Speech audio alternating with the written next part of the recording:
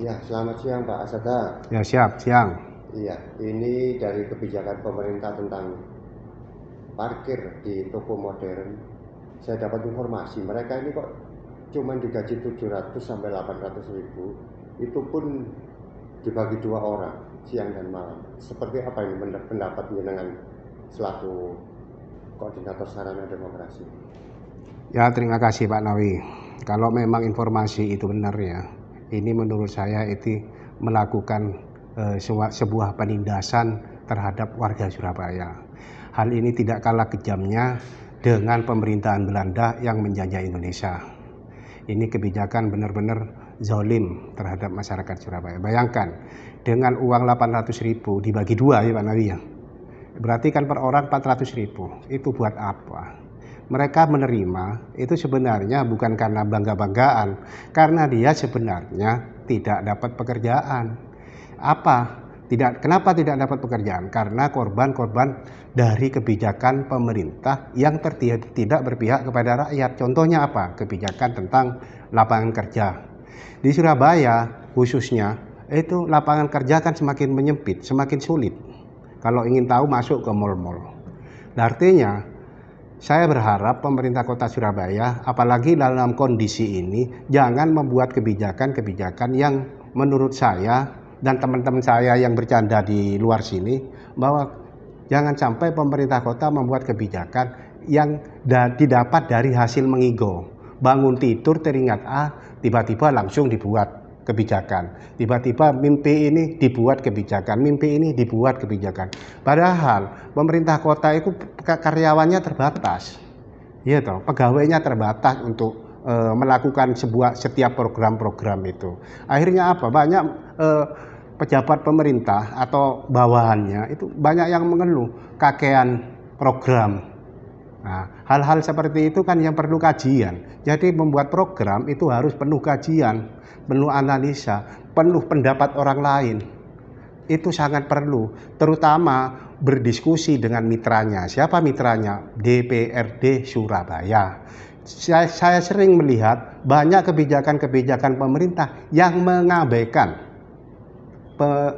mitranya, yakni DPRD Surabaya. Mereka jalan sendiri, tapi ketika ada persoalan dikembalikan ke dewan. Itu ada perdanya, kan gitu alasannya. Hingga dewan ini akhirnya bahasa Jawanya jadi sangsat. Artinya wali kota kan pernah ngomong, kita tidak bisa bekerja sendiri. Nah, itu harus dilibatkan, tapi melibatannya harus proporsional sesuai dengan fungsi dan tugasnya masing-masing. Itu jadi saya berharap pemerintah kota jangan membuat program yang tidak berpihak kepada warga Surabaya, terutama program-program yang hanya mencari popularitas dan sejenisnya.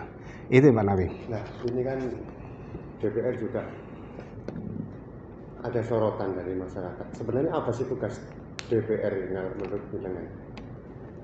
Ya, menurut saya yang saya tahu, kalau salah monggo siapapun mengkoreksi. Tugasnya DPR itu sebenarnya tidak banyak, hanya 3: legislasi, anggaran, dan pengawasan.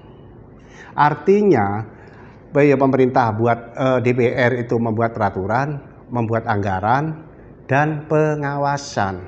Jadi menurut saya rasanya kurang elok ketika ada pejabat atau anggota dewan yang minta melibatkan dalam tugas-tugas yang dilakukan oleh eksekutif.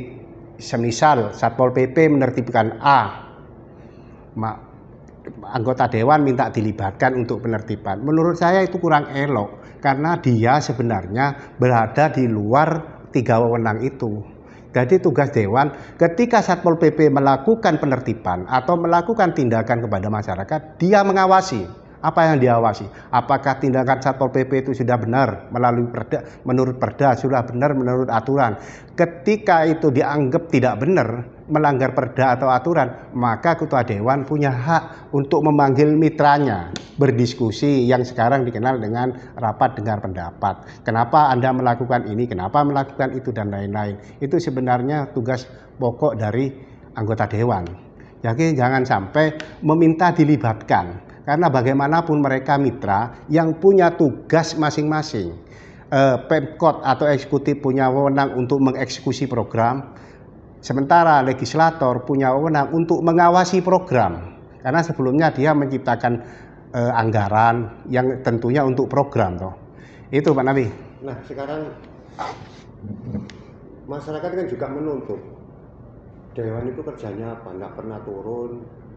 Kalau mendapat aduan warga ini harusnya seperti apa? Nah, ini yang paling penting menurut saya.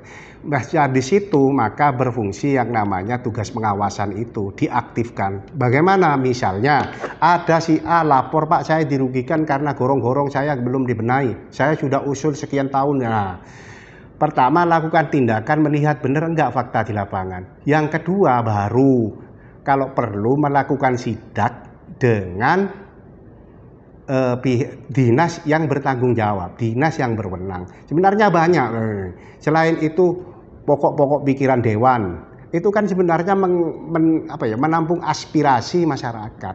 Tapi ketika ada keluhan-keluhan mendadak, solusinya menurut saya agar tidak keluar dari norma-norma yang 3 itu seharusnya anggota dewan memantau. Kalau bisa diatasi langsung. Kalau tidak bisa maka sidak mengajak eksekutif untuk melihat dan sekaligus menyelesaikan apa yang dikeluhkan masyarakat. Itu ya Nabi. Oke, terima kasih Pak Ustadz.